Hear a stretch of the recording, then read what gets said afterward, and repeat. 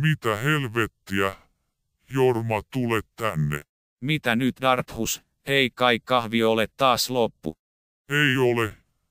Tässä sanomalehdessä väitetään, että nyt olisi vuosi 2012. Emmekös me eläkään 40 vuosituhatta? Mitä helvettiä? Jumalauta, Jorma, kutsu Xarl tänne niin kuin olisi jo.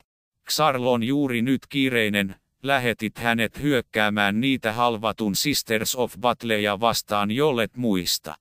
No voi helvetti, kaikki menee päin helvettiä heti kun se helvetin Xarl on jossakin hevon helvetissä kaukana tästä helvetin aluksesta.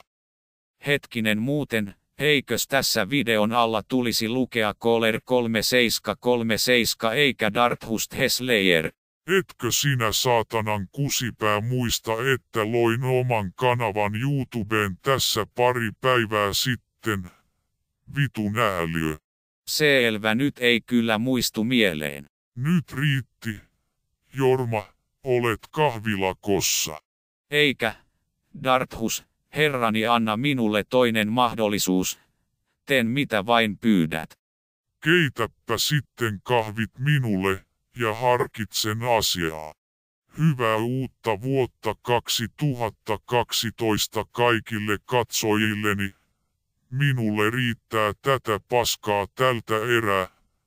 Tapaamme jälleen seuraavan jakson merkeissä, jossa esittelen teille Darthuksella on asiaa -sarjan hahmot, ja kerron teille oman mielipiteeni heistä Jorman kanssa. Jorma, lisääpä tähän loppuun vielä hieman musiikkia.